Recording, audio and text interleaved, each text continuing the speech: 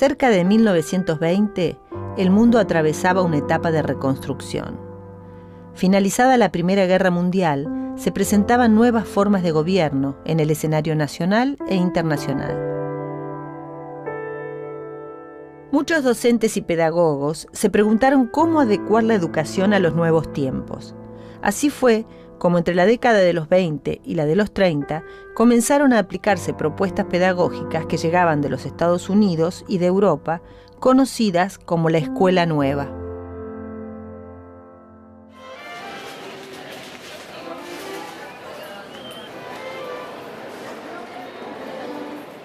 María Cristina Linares es licenciada en Ciencias de la Educación, docente de Historia Social de la Educación en la Universidad Nacional de Luján y curadora del Museo de Escuelas. El movimiento de la Escuela Nueva tiene, uno podría decir, sus raíces en Rousseau, Pestalozzi, Froebel, Tolstoy, pero en realidad como hecho fundante del movimiento de Escuela Nueva se da en Europa en los años 20 y en Estados Unidos también, con ligas. Se van organizando estos movimientos en determinadas ligas. Acá en la Argentina, en los años 30, cuando el movimiento de la Escuela Nueva empieza a ser un poquito más fuerte, la Iglesia empieza a tener mayor peso, que lo había perdido con la escuela normal, y además a incorporar en la escuela muchos rituales de lo militar.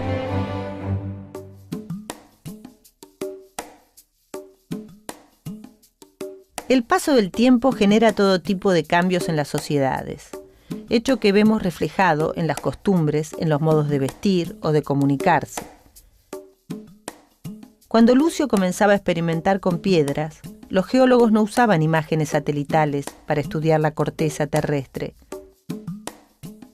El laboratorio en el que Brenda investiga las moléculas de agua trabaja con sofisticadas computadoras. Pero años atrás, cuando comenzó a estudiar, el trabajo se realizaba de manera artesanal. Estos cambios también impactaron en la educación y la obligaron a adaptarse a las transformaciones de las diferentes épocas. Hacia 1920, la Escuela Nueva era una propuesta que planteaba una relación diferente entre docentes y alumnos, acostumbrados durante el siglo XIX a una distancia y una obediencia que muchas veces se volvía autoritaria.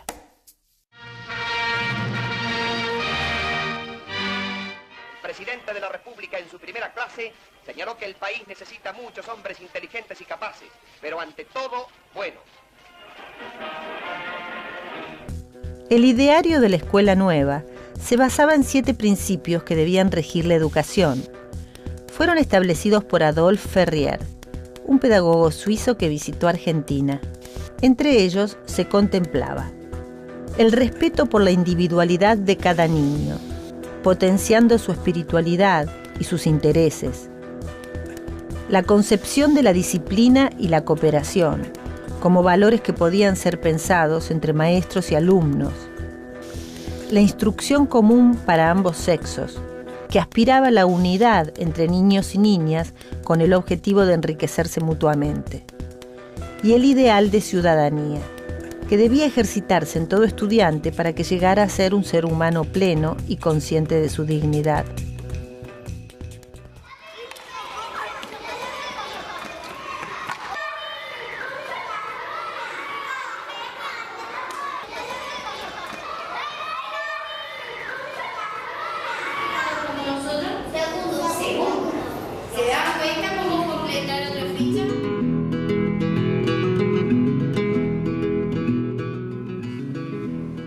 Algunos de los conceptos que postulaba la Escuela Nueva se oponían a la tradición educativa del siglo XIX.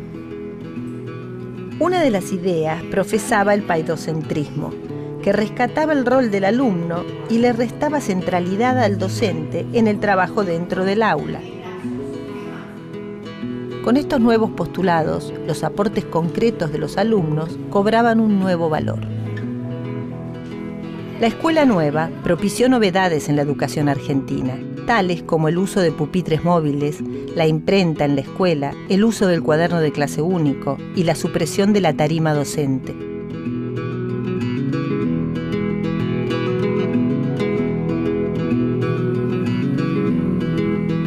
Otra de sus iniciativas en nuestro país fue la implementación de la educación a través del arte, el dibujo y la composición libre. Los ordenamientos curriculares no fueron basados en las disciplinas, sino en actividades o centros de interés.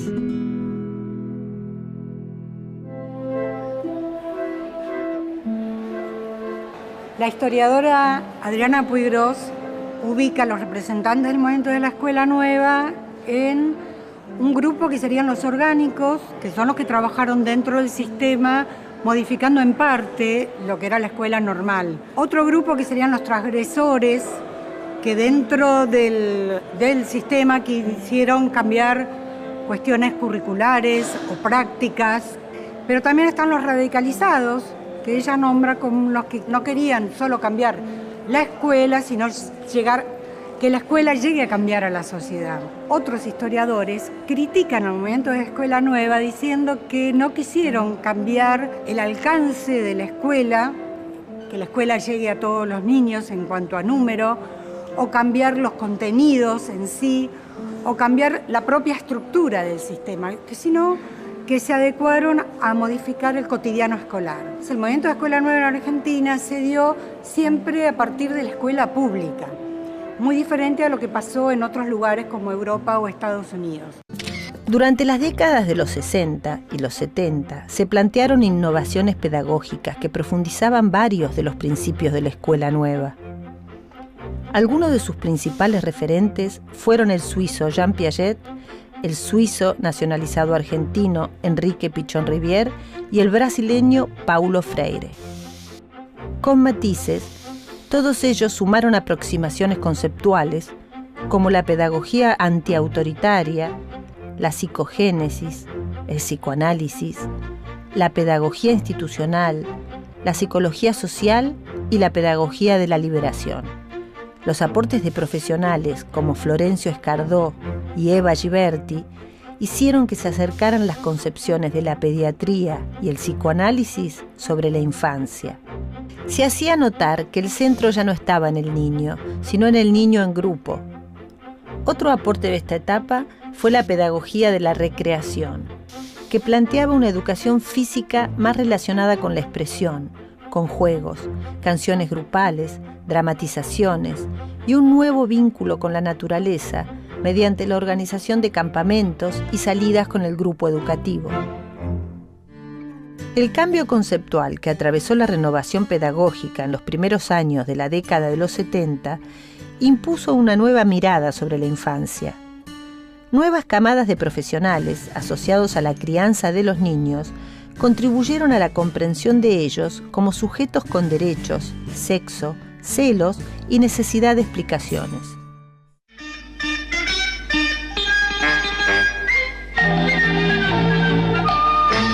Me dijeron que en el reino del revés nada el pájaro y vuela el pez, que los gatos no hacen miau y dicen yes porque estudian mucho inglés.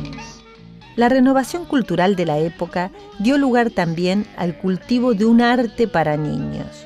Con canciones, libros y obras de teatro, se dejó de lado el tono moralista en el que el mundo infantil era conceptualizado.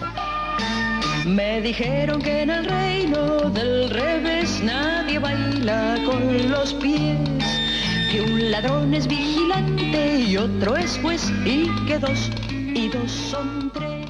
Las obras de María Elena Walsh o las canciones de Pipo Pescador son algunos ejemplos de una frescura y un sentido del humor hasta entonces desconocidos en las temáticas relacionadas con la infancia. Vamos a pasear, vamos de paseo. Sí, sí, sí. En un auto feo. Sí, sí, sí. Pero no me importa. Sí, sí, sí. Porque llevo torta. Sí. Y ahora, sacale la lengua a Pipo, que invita al cine y no tiene la película.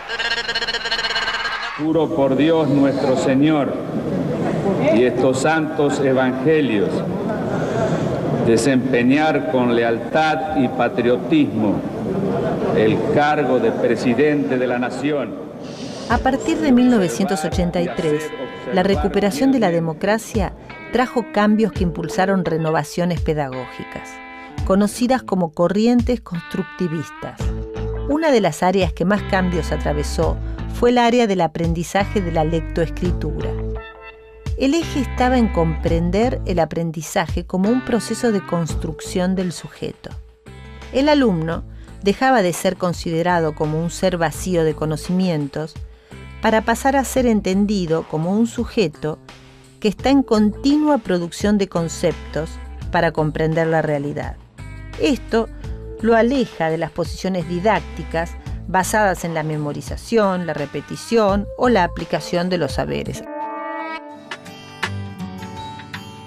El tiempo seguirá su curso y la educación pública generará nuevas propuestas para cada etapa.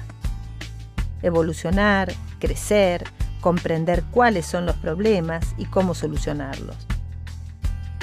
Los cambios generan temor e incertidumbre, pero resultan un desafío que, una vez atravesado, promueve la confianza y refuerza la idea de que todo se puede hacer mejor.